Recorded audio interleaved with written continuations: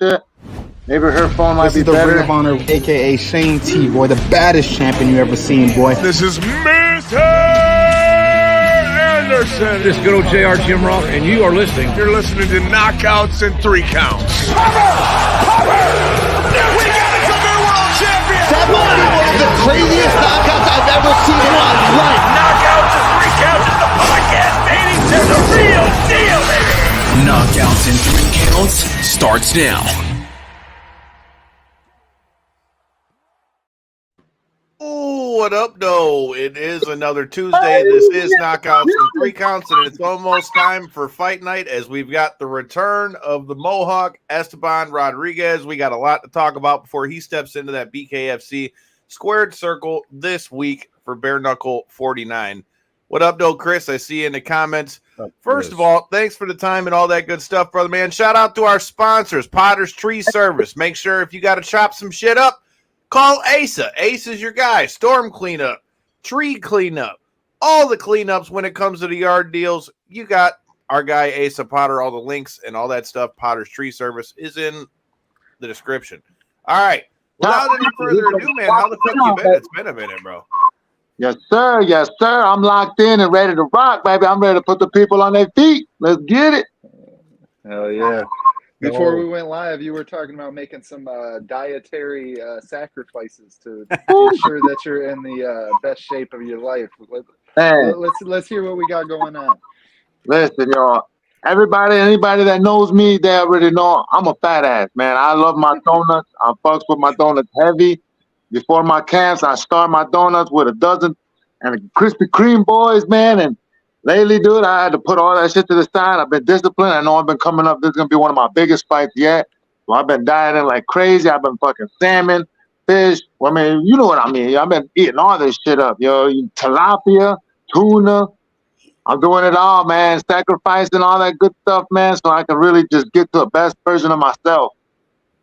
That's awesome to hear, man. You always, as an outsider's perspective, it's always nice when the professional athletes take this shit professional. You know, you start to really grind down on your diet, start to actually do what you can to improve the outside factors going into the fight. Hell yeah. I'm doing everything and anything to make this shit happen. Fucking cucumbers, fucking bell peppers. I've been eating some shit I can't even pronounce. Oh, sounds like we need to get this man a meal prep sponsorship. That sounds like that needs to be the move. Make sure you reward yourself after you get that dub. Get you a dozen donuts, man. You'll be all right. A dozen? That's the bare minimum. I'm about to tear up the whole factory. Oh shit. You know, it's funny you say that. You know who else used to be like that with donuts, but it was Krispy Kreme donuts? Does anybody in here remember Winky Wright? Always had to have him some fucking Krispy Kremes after the weigh-in, bro. My man's was smashing them. Had a whole box of them bitches to himself. Understandable, man. That's my number one spot, man, is the Krispy Kremes, baby. I might have to shoot for them for the sponsorship. Like, yo, it's time, baby. It's time. It's time. Get some motherfucking donuts. But before it gets to be time, how are you feeling headed into this fight? What was the response after the last one? How are you feeling about your performance? You had another finish inside the Bare Knuckle FC ring. What are your thoughts now that you've had some time to kind of cool out from the last fight? Man, I'm ready to get my ass back in there as soon as possible, man. This shit couldn't happen sooner, to be honest. I'm fight ready tonight. I'm ready to put in work. Like last fight, I just was getting started in like being able to have my diet in as well. I ain't diet as much as I've dieted this time now. And my last fight, I felt like I was able to really really adapt more of that footwork in there. And then like when I seen that angles that I was able to hit, you know what I mean? He gave it to me all, man. He gave it all to me, and I fucking ate. I was ready to eat, man. I was hungry. I see that. Well, man, you got your 2 finishes inside that BKFC ring.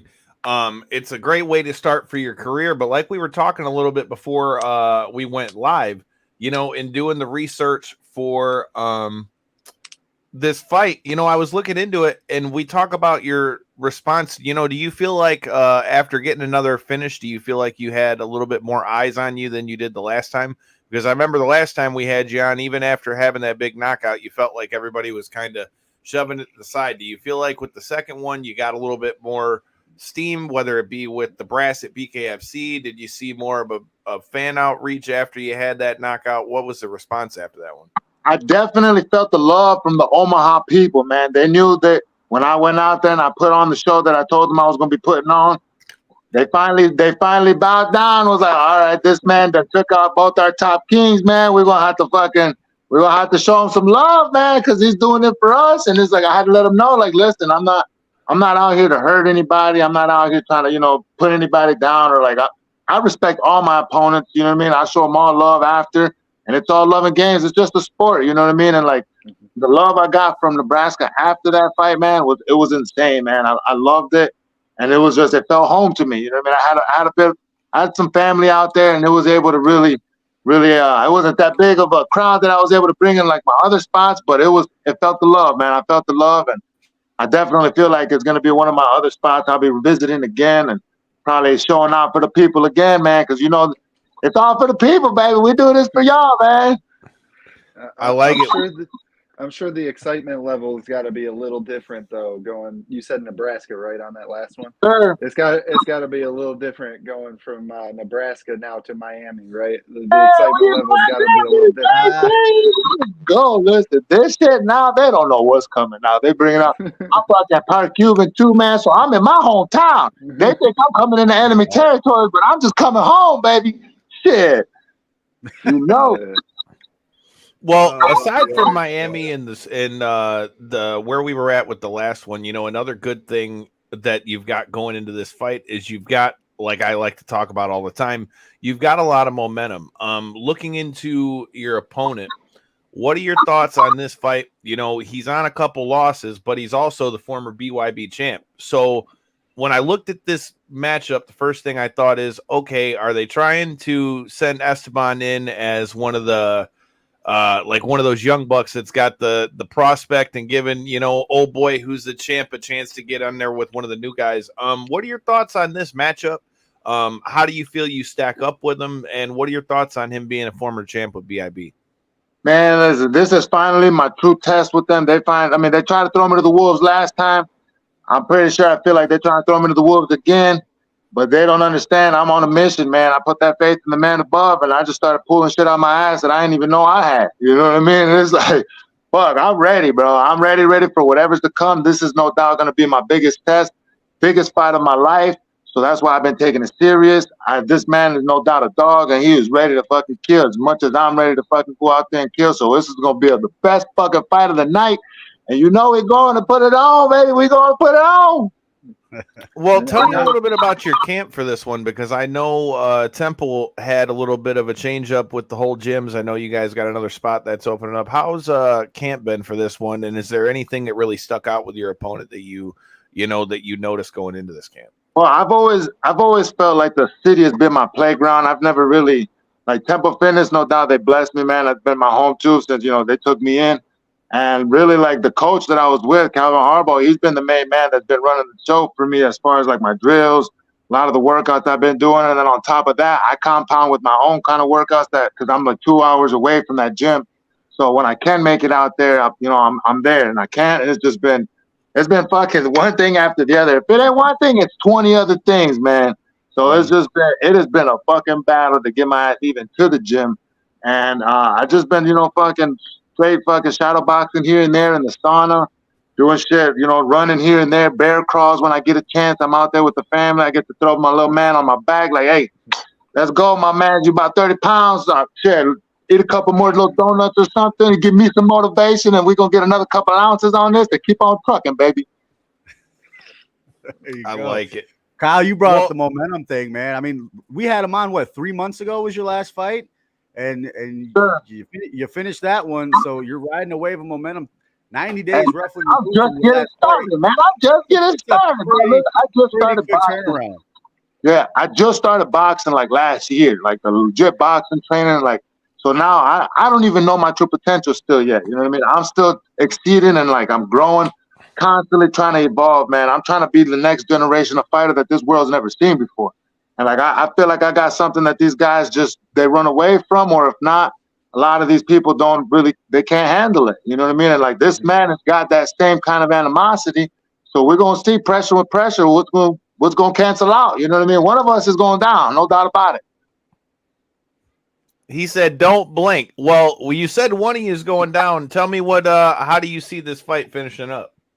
Oh, there's definitely not going to see the judge's hands for sure. One of us is going down. It's going to be a fireworks show. It's going to be a fireworks show. He said he's finally going to start using that club he's got. You know what I mean? He's finally going to start implementing the 1-2s in there. I know he's got the jab. So, I mean, we're going to find out, man. We're going to find out. We're going to put the show on for the people, man. We're both crowd pleasers. So, I feel like this is no doubt my biggest test as far as like going in with being the BYB champion. So it's definitely got a background, and he's got knockouts too. So the people are gonna get what they want, no doubt about it. He loves Dragon Ball Z. I fucking think I'm Kakarot, so we're gonna see what the fucking dealio, baby. I fucks with Kakarot heavy, baby. You know what I mean? Shit. Don't get me started with the BBB, yo. I fucks with it heavy, man. That's my idol. That's how I came up growing up. I still be running back. I'm still be getting my shit on here and there, baby. You know what it is, man. Shit. Let's get it. I'm ready, brother. Hey, you got to run like that down to the ring, man. I respect him 100%, man. We both come from the same kind of background, so it's going to be a fun dance. You either got does that mean you're going to have a Dragon Ball Z entrance? Woo, I wish, man. I wish. I've been trying to come up with some crazy shit, man, but just everything that just been like that happened, you know what I mean? Like my Jeep.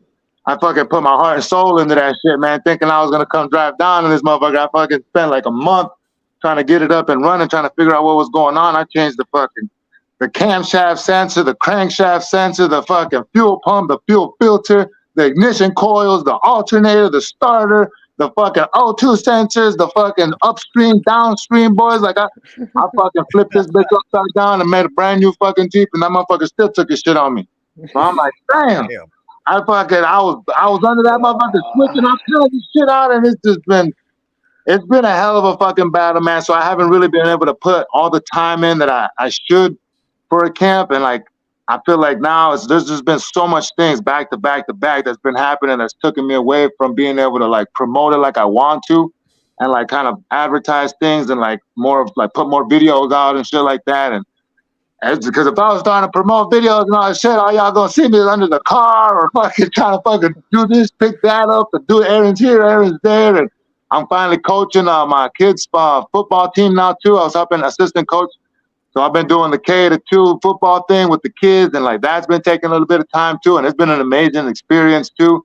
Being able to give back to the community on top of that, and being able to spend time with those kids and kind of give them a little bit of push and guidance on their trails coming up as well. And it's been an eventful camp, no doubt about it. Sounds like it.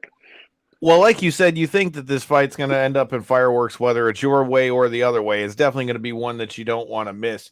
I mean, if everything goes your way and you come out with a third knockout here at BKFC, you know, what do you want to see next? You know, this is giving you a fight with somebody who's a former champion. If you win this one in the same, I want to see a motherfucking finally give me some respect and put me on the top of the fucking card and start seeing that I am going to be the face of the 205 division, damn it. And I'm going to be able to make a big difference, not only just from my camps with this, I'm going to be able to make a difference in other people's lives, because I want to bring other people in. Like, there's a lot of people that don't got exit in this shit.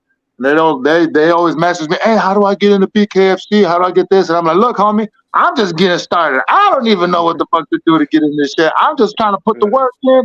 And I get the phone call, and I call, baby. Duty calls. It's time to get to the office. Shit. Well, talk a little bit about that. You know, we all know that BKFC, and we've heard, you know, them and BYB kind of go back and forth because they've got their own thoughts with the way BKFC does tryouts and all that stuff. You being somebody who fights for BKFC, what are your thoughts on the tryout style of them bringing people in, and how do you think that's either a benefit to them, or do you not like that way of doing it? Well, I mean, I kind of like it because if it gives the people, the next generation, an opportunity to show their skills, and you know, it gives more interaction with other fighters, not just you don't get the same people on there back to back. In a way, it's also a double-edged sword, because now you got people that are kind of just bullshitting, and they just kind of just are one and done, where it kind of takes away a little bit from those real savages that want that opportunity to come in. So it's a double-edged sword, man. I like it because they, you know, gives those people the opportunity to come up, I don't like that some of the people that do come up in there they don't take it serious. So, you know what I mean? It's a little bit of 50-50, you know. It can go both ways depending on how, I guess, the fighters go take advantage of this opportunity, or if they just, you know, throw it to the wolves and they're just out there trying to catch a check. Because I'm out here trying to leave a legacy, you know what I mean? I'm trying to pave the way for the next generation, and I'm out here doing God's work, man, you know, just trying to handle business. I hear it. You talk about that next generation, man. You know, we just saw on the last BKFC card, we had YouTuber Bryce Hall made his debut against G the Cut Man, bro. You got to let me know. What were your thoughts on Bryce's debut, and what did that go the way you expected it to? Because I'm not going to lie. After watching G's last fight, that fight definitely shocked me a little bit. Obviously, he had an issue with his arm, but, man, what was your thoughts on Bryce's debut? Yeah, man, I respect Cut Man, Heavy, man. He's been there since day one, too. He's only shown me nothing but respect. Bryce Hall, I ain't never heard of that man until that man stepped in the ring. I mean, I respect him chasing his dream and try to make it happen. So, I mean, it kind of goes both ways, too. As far as, you know what I mean, a YouTuber coming in, trying to do bare knuckle. Like, hey, I'm all about that. Hey, trying new things and let's try to jump out there and chase a dream. But it's like, you got to also understand, you know, you can't play with the big boys. Like, that shit gets serious. He didn't get to play with somebody serious in his weight class. I know G came up and fucking like 30 pounds or some shit like that, like out of his weight class. I was going to say that looked like it was a weird weight, the weight discrepancy was weird on that one, too. So if he was to go in there, like, I mean, G ain't nobody to play with. G is that dude's a savage, bro. He knows how to throw down. And, like, I just feel like, you know, I mean, just for the fact that he was able to get that professional training from Lorenzo. You know what I mean? Lorenzo taught him a couple of things that gave him that little edge that might have been able to make that injury happen. But if it was a straight fair fight, you know what I mean? Like, I don't think Bryce would have been able to walk out that fight, man. Yeah, man. I was very surprised with the results in that one. I mean, like you were saying, G Perez, I mean, coming up in weight is one thing, but I mean, the role that he was on in BKFC, I was surprised. He's shocked. Hey, say what you want about the injury and stuff, because that's ultimately what the ending was. But I mean, dude got a knockdown in the first and kind of pressured him right offhand, and he looked impressive until he started to gas, and then ultimately the injury happened. Either way, it was a very surprising finish. Another thing that I'm kind of surprised with is BKFC kind of going the Dana White Contender Series route, where they now have this prospect series. What's your thoughts on that? I know we were just kind of talking about the tryouts thing, but another way for these young guys to get eyeballs on them and a chance to kind of build their name. Yeah, man. Like I said, I feel like, you know, that's definitely going to open up a big door. It's going to give them more options to be able to throw different mixtures. And so they're going to get a lot of different mixed fights, street fighters, professional fighters. It's really all just, it kind of breaks down and boils down to the next generation, or like I said, the next fighters coming up, you know what I mean, that are going to be in the tryout. Some of those guys, they're taking it serious. Some of them aren't. Some of those guys are just like, I'm going to just go try it out, you know what I mean? And then it's like a waste of time for those guys that are actually really trying, you know what I mean, and that are actually trying to chase something, whereas rather these other guys out there just trying to fucking street fighters just like, I just want to do it one time and just whatever, you know, they don't give a fuck about the fucking promotion. They don't give a fuck about being on time. They don't give a fuck about this or that. They just go out there and just fuck everything up for some of these other guys who are really trying to do things right, you know? Yeah, at least that's with the prospect series. At least you'll be able to see kind of all of that leading up to a bout, which is ultimately for the promotion, but it's not. It's like you're still not quite. It's you know, it's kind of like throwing a couple mice, you know, a couple mice in there just to see what this dealio, you know what I mean? You throw a couple mice in there, see what happens. We're gonna test it out, you know what I mean? So I mean, it's entertaining at first, so we're gonna see how it rides out. But then, like I said, you ain't gonna get the same fucking throw two fucking dogs in that motherfucker and see what happens, you know what I mean? Or you throw two hyenas in that bitch that are hungry, you're gonna get a whole different fight, you know what I mean? So. You throw Goku in that motherfucker, you gonna see some fireworks. You know what I mean? Yeah, you're definitely gonna see the killers rise to the top, and I feel like that's what you get when you ultimately see these like live competitions. You know, instead of just the behind the scenes tryout type of thing. Yep. I mean, it's like I said, it's a double-edged sword. You know, it's gonna be good for some of the guys, but then it might also get boring for some of the people, and it might fuck BKFC up. You know, so it's really, this is the trial and error kind of thing. And like, I respect it. You know what I mean? Like, they're definitely doing their thing. They're trying new things to bring in a new crowd. And, you know, they're going against one of the top promotions in the world, bro. UFC is no doubt the biggest combat sport in history. Now that BKFC stepped up to the game, they're like, yo, we the motherfucking big dogs now. And that's the shit I fucking love. And they're trying different things now. You know what I mean? They're opening up contender series now, being able to open up all these broadcasting contracts for these guys. They're giving people opportunity. But like I said, it might bite them back in the ass, or it might take off like a dove, you know, or take off like an eagle, baby. Good. They could. So we're going to find out. We're going to see what these little young bucks got. Well, speaking of killers and speaking of what's going on as well this week when you get to fight, you know, the main event of that fight involves one of our past guests, Gypsy Jake Lindsay, as he goes to war with Gogo Slaveski. So tell me, how are you feeling about that fight? And do you have any prediction on who you see winning in the main event? Man, I feel like Slaveski is no doubt the real dog in this shit. But the Gypsy, I mean, yo, the Gypsy, man, them Gypsies, they got some tricks up their sleeve, man. You see the #1 heavyweight world champion, and that Gypsy, man, he's a bad motherfucker, so I can't count him out, you know what I mean? They do their thing too. Yeah, man, Jake Lindsay definitely shocked some people at BKFC UK too. Yeah. Oh, yeah. I love that whole, you don't fucking pull them up and let's lock and load, baby. I love that shit, yo. That's good. I was over there in the fucking, when I was jamming on down here, I'm like, yeah, I'm feeling this.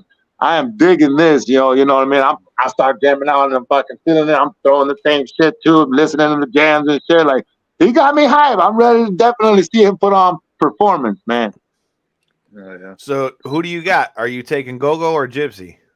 I got to go with Gogo, baby. I got to go with the Gogo, man. He's ready. Like he said, he's ready to die in that motherfucker. And I live by that guy. I'm ready to kill. So, you know what I mean? It's hard to kill me. You know, you better come with a fucking gat because I'm fucking coming. What up, though? Yeah, man. I'm looking forward to that one. Like I said, we've had Gypsy Jake on before. Definitely looking to see what happens in that main event and what we've got going down there. Well, not before. Well, I guess it is before because it already happened. But, you know, now that we've talked a little bit about BKFC 49 and everything that's going to be going on with that, I know that you watch a lot of the fights. So you got to tell me, did you watch UFC 292? If you did, what did you think? We'll start with what everybody wants to talk about. What were your thoughts on the nasty knockout by Suga Sean O'Malley over Aljo Sterling? I fucks with Sugar heavy, yo. I fucking seen it coming. I didn't even know homie was the champ. My wife is the one that actually be putting me up on the UFC. She loves watching the UFC shit more, and she's the one that kind of keeps me more up to date with things. And like, I was like, yo, girl, like, this shit is a fucking fight. This is gonna be a fucking hell banger, you know what I mean? And then he fucking came out and did his thing, and I'm like, oh, let's go. The sniper has got the headshot. You know what I mean? That shit was a fucking amazing, yo. I was fucking geeked. I'm doing my stretches. I'm watching it. I'm bobbing and weaving, working on my angles at the same time. I'm watching all these guys throw down. Seeing that Irishman dude that fucking been coming up to talk about him. Seeing him fucking performing and shit. That was it was a decent night for those guys. There was some really good fights on that. The girl fight on that was a fucking amazing. They was out there performing. That fucking dude, that Chinese lady was putting in work. Fuck. Wait, man. She might be the most dominant female fighter in the world, dude. I know I would put her, dog. Gotta be. Man. I mean, that was a one-sided ass whooping in that fight. Well, with that being said, with the Sean O'Malley fight, man, what do you? So we've kind of heard a couple of the options that he's saying. You know, we've heard, Marab. We've heard Aljo say he wants an immediate rematch. How do you see that playing out? Do you think Aljo should get an immediate rematch, being what he's already done with the bantamweight title and already being kind of considered one of the best bantamweight champions of all time? Do you think, is that the fight you think is the fight to make, is a rematch with them two? Or do you think maybe Sean O'Malley versus Cheeto Vera is the way to go next? Ooh, Vera, man, that's a savage in himself right there. He's in another class too, man. That'll be a hell of a fucking fight right there. I mean, I feel like, let the underdog come up too, man. Like, Vera been coming up doing his thing, man. So it's like, I feel that that'll definitely be a fucking hell of a show bringer. You know what I mean? That'll be big promotion for them. Homie coming back in for that immediate rematch, the way his performance was, I don't feel like he should get it. It wasn't no close fight.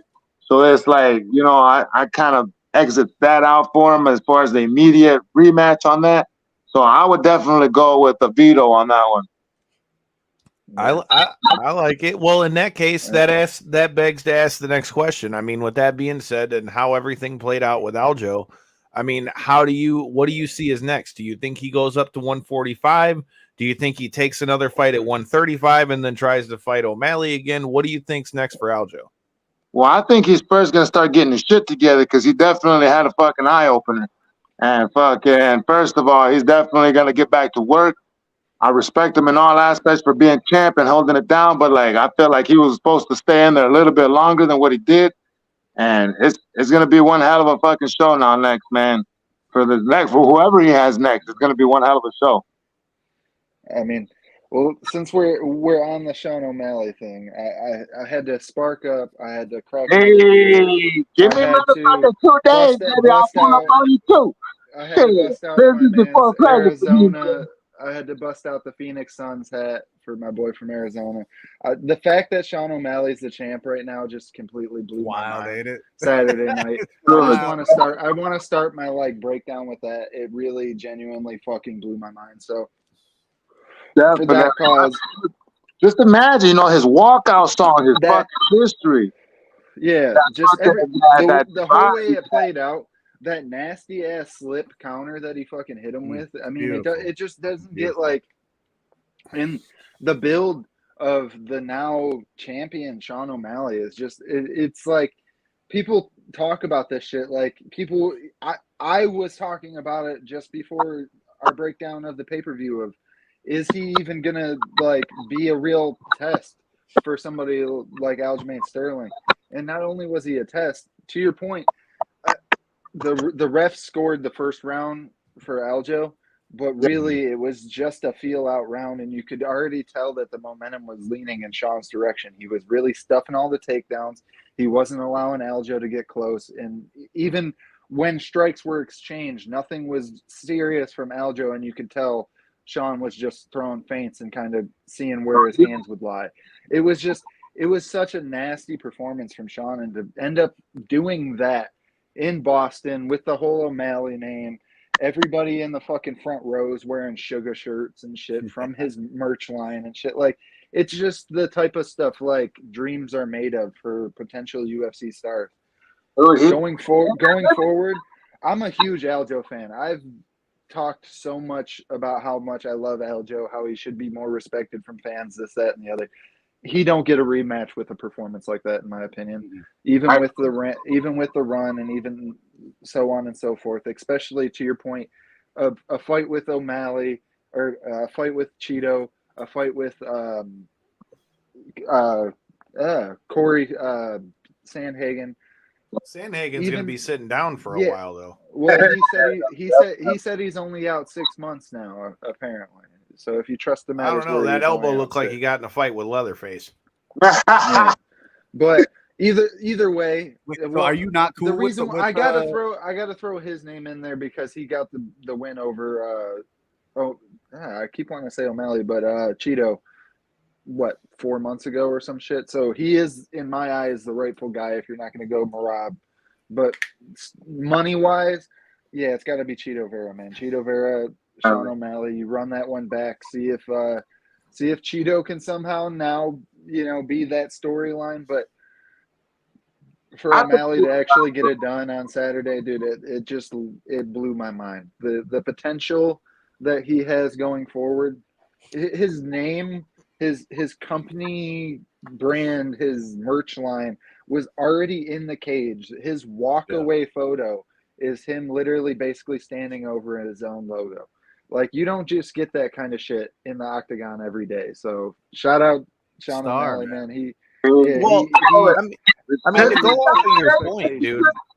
To go off your point, bro. I mean, that was something that stuck out off the rip. I mean, if you're UFC, we all know they've needed a big star for quite a long time, and quite frankly, they couldn't really have asked for a better guy than Sean O'Malley to now have their belt, because now they have the belt on a guy who's a legitimate star. And with everything that what we're talking about, all this with Conor McGregor and all that shit, I mean, really Sean O'Malley is about to be, he already was a big star, but now that he's got a belt on him, he's going to be one of the money players for the UFC for, quite a while. It's going to be interesting to see. Plus, with him being like one of the first guys that was really like a straight boxing guy, because that feint that he hit him with was fucking pretty.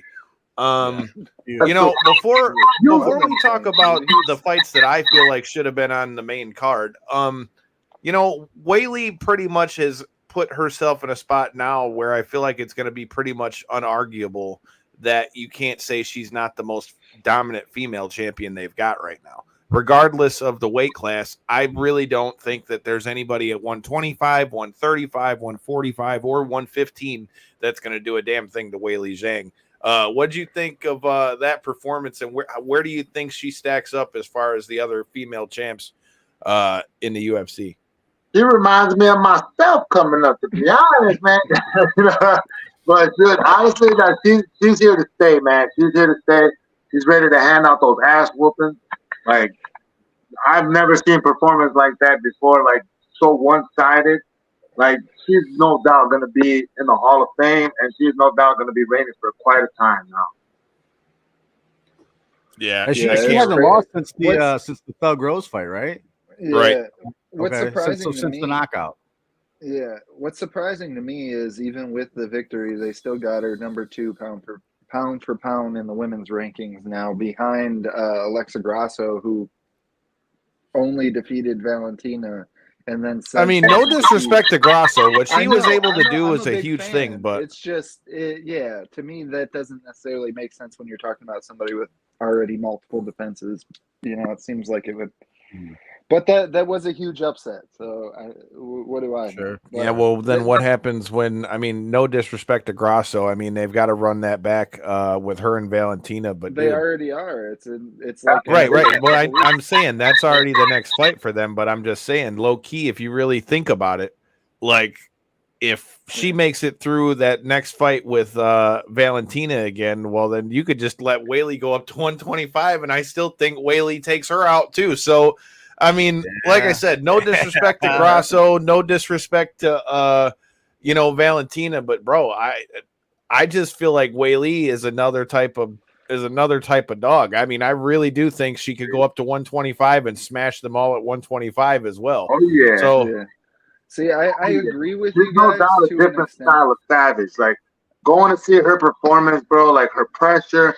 That's the style right there that this fucking world needs, man. That's the fucking style that this combat sport needs to understand is what a true fucking gladiator does out there. That's how you perform.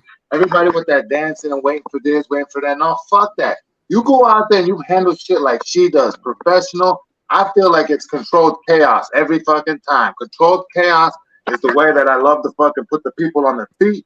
So it's like that's no doubt what she did out there. She handled business.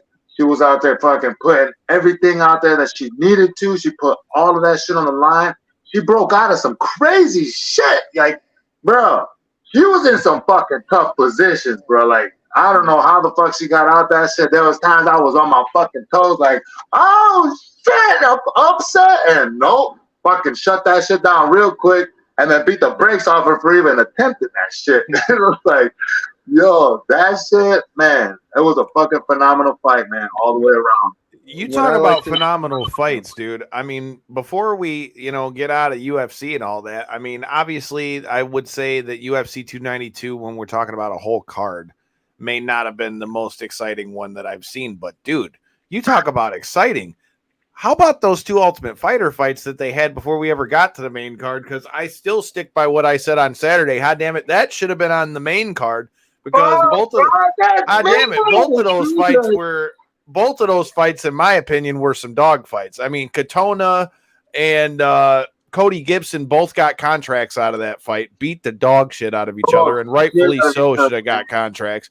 And then you had the other fight with Kurt Hollabaugh and Austin Hubbard, which Kurt Hollabaugh, the jiu-jitsu he used in that fight, man. The transition from boom, boom, boom, just... Oh, that transition was so slick. That shit was That was nasty. Did I hear that right? Katona has great. won the Ultimate Fighter twice now. He's the only person to win it twice.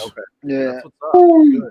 I Bro, forget when he transitioned when from Nick- that armbar straight into that triangle, I was like, that's fucking jujitsu right there, dog. It was like George St. Pierre fucking popped into my mind and shit, and I was like, oh shit, like this is some fucking phenomenal shit right here, yo. Like, I ain't never seen nothing like that before, like that smooth live or anything like that. But like I've seen like highlight reels of that shit, and I thought like maybe I might have been photoshopped a bit, but like seeing it live, mind blowing. Yeah, the way he was able to implement that, he had him slightly stuck in the armbar.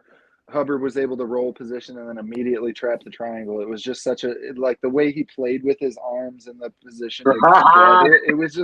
It was so nice. Like it was just so clean. Like there was no like from an outsider's perspective, you know, like you're like, God damn, man. You could tell like he's practiced that at least a fucking million times in his life. At least a million times. Easily. Well, what was so dope is a jiu-jitsu guy, man. Like he went through the progressions. Like you seen him go armbar first. He rolled out of the armbar. He rolled from the armbar to the triangle. And then it's like the little things. Like you can tell how much of a vet he is with his jiu-jitsu because not even just pulling the head. That's what he didn't do. He did what is even better than doing that, grabbing his own shin. Because a lot of times so a lot of times if you grab the guy's head, especially once you get sweaty, sometimes that can fuck you up and screw you out of your own triangle. That's how I knew it was that deep, because he had it locked behind his own arm and had the angle off to the side. There literally was nowhere for Austin Hubbard to go on that one. And yeah, dude, that was a gnarly win. Definitely shout out to Kurt Hollabaugh and Brad Katona. But with that, you know, I've heard a lot of people talking about off this last season. Obviously, we were watching it because past guest of the show, Mondo Gutierrez, was in there giving fades out. Oh, and, that's my dude, man. That's my dude. He's handling business too. He ain't giving up, and he's getting right back to it, man. Hell yeah. Well, that's what I wanted to ask you about. So I've heard a lot of people talking about how they feel as though this Ultimate Fighter season didn't necessarily live up to, you know, what they think. Do you think that the Ultimate Fighter model has kind of like ran its course at this point and they'd be better served just to kind of go the Contender Series route? Because even though I love watching it because I'm an MMA guy and I can always watch the Ultimate Fighter, you know, when I actually sat and thought about that and thought, you know, they don't have as much of the stuff that goes on in the house. It's pretty much you turn it on and then you get a little bit of the training, a little bit of the weigh-in, and then you get the fight. Do you feel like with how many seasons we've had of the Ultimate Fighter and stuff like that, do you think that it's kind of just ran its course? No doubt about it, man. It's became a business thing rather than like putting the entertainment on now. I feel like unfortunately UFC, to me, I used to watch it back in the days like, fuck yeah, these guys are fucking going, they're killers. I want to make it. This is going to be my dream. I'm going to be a gladiator. And then it's like, well, fuck, now they're just trying to fucking make the fucking few extra bucks. Now they're just fucking throwing millions here, throwing millions there.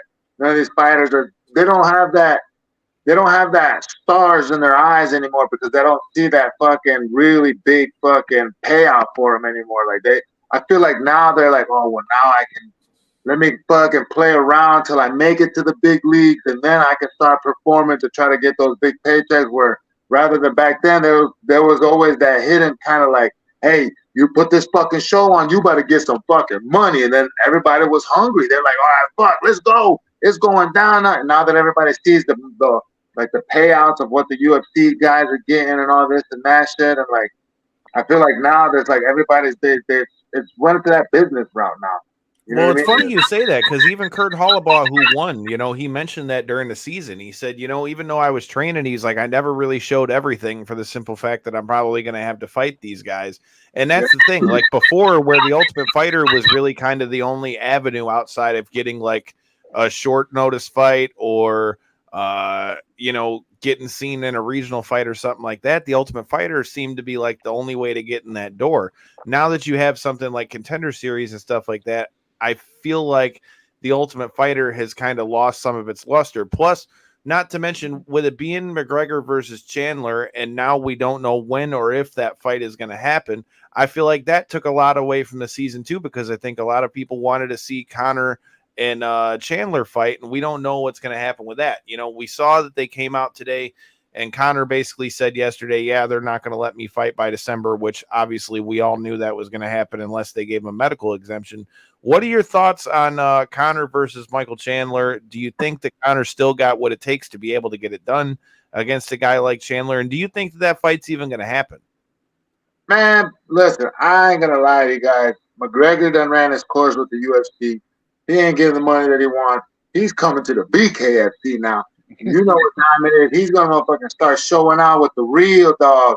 And he's it's his time now, man. He's gonna come out, and I know for a fact he's bored over there. He's done ran his course over there. He blew through everybody that he knew that he was gonna be able to fucking blow through and put performances on. The Chandler fight, I feel, was another business move for them. So it's like, all right, now McGregor's like, well, fuck this. The real entertainment's over here.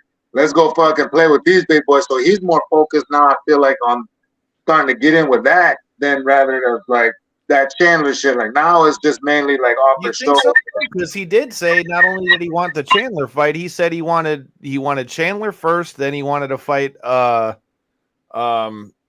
for the BMF belt, and then he said he wanted to fight Nate again. So I mean, all three of those fights are going to make him a bunch of money, and I don't think that the UFC is going to just let him get out and go to BKFC like that. So I feel like he'd have a little bit of ways. Show he only has 2 fights left on his contract, so contract done. He's going to definitely. I just feel like they just got him by the ass right now. You know what I mean? They got him by the balls. He's playing fucking pity patty with him, doing this thing, and he's really waiting for that fucking big fucking BKFC fucking call. I know that they're gonna be getting where it's gonna be all fucking ship sail straight to the fucking BKFC, baby. Because this is no doubt the biggest growing sport in the world. Ain't no fans or buts about it. It's the most.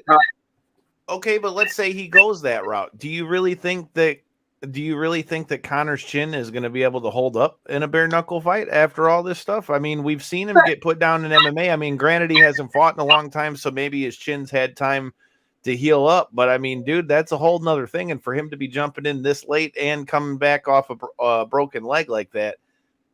Yeah, but man, my man is Irish, man. He's an Irishman. He fucking goes out there to perform like that. He's gonna ready out there fucking do it. Dude, like this man, he's fucking ready, bro. That man is, there's no doubt, he's a fucking savage when it comes to the striking. So when he starts knuckling, there's a whole different savage that comes out, man. And Conor, he's a bit elusive, and I know he's got caught before, so he knows that let me fucking duck and dodge and not get touched and fucking left hook and bada bing, left down the fucking pipe, fucking lights out for most of the motherfuckers that be standing in front of him. And he's a fucking crowd pleaser, bro. He's gonna put on and talk the shit, get in the fucking people's head, do the fucking thing. And like when these guys, they all got a game plan, so they get a fucking fist in their mouth.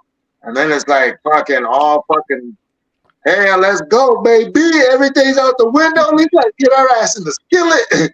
Let's fucking switch it up. And I feel like McGregor's being to have that animosity of coming up from fucking nothing and having that fucking Irish fucking blood in him where he's fucking just ready to rock. Like, this is no doubt going to be a fucking hell new fucking storm for this man. And I feel like he's definitely going to be ready and take over just the same way he took over the UFC. And he's going to put on for the next guys that are coming up too, as far as like the BKFC. And he's going to bring that same hype. And dude, like I said, these guys have already been blown up without him. So just imagine when he starts bringing all that fucking fire. You know what I mean? I mean, I'd like to see it, but I think he's got to get through these last few fights in the UFC yet, because I feel like they're going to definitely run this shit with Chandler most likely at some point. You think it ultimately does end up? You think it ultimately does end up being Chandler? Because that's my one major kind of question in all of this is I'd rather see Gaethje, to be honest. That's what I was gonna say. If you're the UFC right now, right? I know this. I feel like they kind of owe Chandler now at this point too, though, because if you don't run that fight and I'm Michael Chandler, I'm going to tell him fuck you. Yeah, but if you give Chandler some other big fight and fucking also paying, what other bigger fight is going to be bigger for him than Conor McGregor that he realistically is going to win? No disrespect to Michael Chandler. I love Michael Chandler. Hell, I was there when Michael Chandler was champion in Bellator. But if I'm being 100% honest with you, the Chandler fight's kind of the fight that they need to make happen. Because let's be honest, if Chandler doesn't get that fight, now not only are you going to not give it, pay off what happened on The Ultimate Fighter, but now you've also held a guy in Michael Chandler up for however many months for him to fight. And if you don't go through on that fight, well, then the Ultimate Fighter didn't mean shit anyway. And so I feel like at this point that has to be the first fight, regardless of whether that happens in December or not. I feel like that fight has to be that at some point, because if not, then what happens with Chandler? I mean, Chandler's not in a position where you could plug him in against Gaethje or any of them because he's had a couple of losses. I feel like this fight needs to happen because if Conor wins, Conor can say, well, I beat Chandler and now I can go back up here and fight the bigger names. If Chandler wins this fight, then Chandler can come back and say, well, now I beat the biggest star that you got, so I've got as much right as anybody to be fighting Gaethje or whomever it might be. Because I don't think even with win against Conor, I don't think that puts Chandler in spot for a title, but at the very least, it's going to put him in a spot where you could see, like he said, a fight against a Justin Gaethje like he wanted for the BMF title. So I feel like in a lot of ways, to answer your question, I feel like the Chandler fight almost has to happen, not only for Conor, but it has to happen for Chandler too, because if you don't, there's not as many routes that you can go with those two guys. Yeah, I fully agree. I was posing the question as like a devil's advocate type of position because I fully agree. I feel like that is the fight to make, not only because of the whole Ultimate Fighter thing, but because of the both guys' career situations, I guess you could say. They're both like, I think it's a crossroads fight for them both. Yeah, it's a top level. You're right about that. You definitely right about that.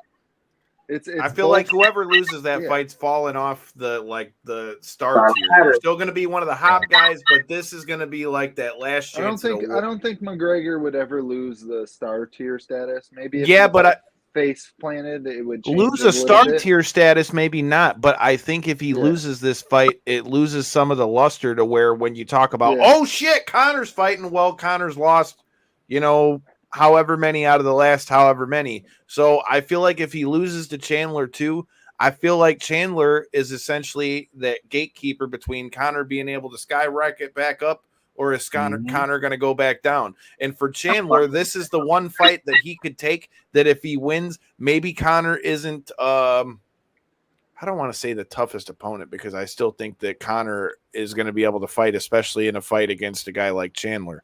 But I would say that if Chandler doesn't beat Conor McGregor, then he's going to have no business fighting against the top level guys. I think the reason why they keep putting him in there is when you look at the fight like he had with Poirier and all that stuff, he keeps putting on these wars.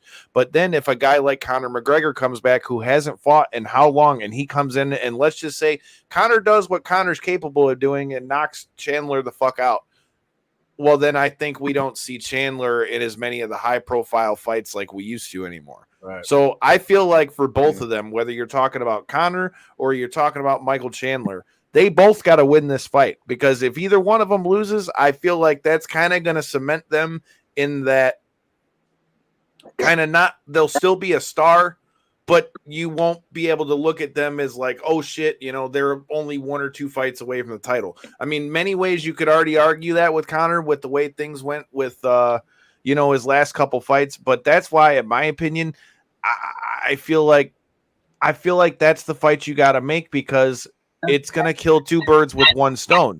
Because if Chandler wins, you'll be able to move him back up. But if Conor can't beat Chandler, he ain't gonna beat Gaethje in them. So I think that's what it comes down to. I think that's the fight to happen for multiple reasons, because I feel like it's gonna be the crossroads for both guys' careers, man. It's gonna be interesting to see how that plays out, bro. Fucking all I know is I'm ready for this Saturday. I'm ready to see you hop inside that squared circle. It's going to be a busy couple weeks here, bro. We got BKFC on Saturday. All in, the biggest wrestling. What's being built is what might be the biggest wrestling gate of all time. They've already distributed over 83,000 tickets. It's going down this weekend in Wembley in England. It's going to be a fucking banger. And then the next week, I'll let you know a little bit. We got credentials, so you might want to hit that subscribe button because you don't know who they're going to let me talk to. And we all know that when I'm given a microphone, you never really know what kind of questions might come with said microphone. So with that being said, if you're a fan of AEW and you're going to be watching All In, which if you're watching this show, there's probably a good chance you're going to, you need to hit that subscribe button because we will not only be watching All In, I will actually be live with the Wrestle Talk Wolfpack over there. Shout out to Bree and all them. I'm going to be live with them tomorrow night on Twitch, giving my thoughts on All In and all those things. And then this Thursday, we're going to be joined by the Weapon of Mass Destruction. Yes, it was supposed to happen last week, but we had our stuff. She's getting ready to go fight in the NWA 75th Anniversary Mildred Burke Invitational. So, like I said, there's going to be plenty of stuff from Knockouts and 3 Counts. Make sure you hit that button. And Mr. Rodriguez, let us know and let everybody else know where they can check out the fight. Where can we get tickets? Where can we watch this shit? And one more time for anybody who missed it, how's this fight ended? Man, you already know. You guys check it out. August 25th, we about to handle business down here in Miami-Dade County in the Miami-Dade Fairgrounds. You guys can check them out at BKFC app or BKFC.com. Tickets actually are already sold out online, so if you guys want tickets, you guys can either holler at me or any of the other fighters who possibly aren't sold out already. And listen, this shit ain't going to the judge's hands, so tap in because we about to fucking perform and shit's about to get real, and we're going to show the world that we fucking shit up. And we are about to lead by the motherfucking next generation coming up how to do the damn thing, and we're about to set a whole new example to these fighters and how to do this the right way and put the fucking crowd on their feet. And we are going to be the entertainment of the night. Mark my words. Watch. You heard the man. Fuck around and find out. Make sure you hit that subscribe button if you haven't already done, or you're not going to be able to find out the crazy shit that I've got going on in Chicago. Like I said, Chicago, Miami, wherever the fuck you're at, keep them hands up. Hit that button. Peace.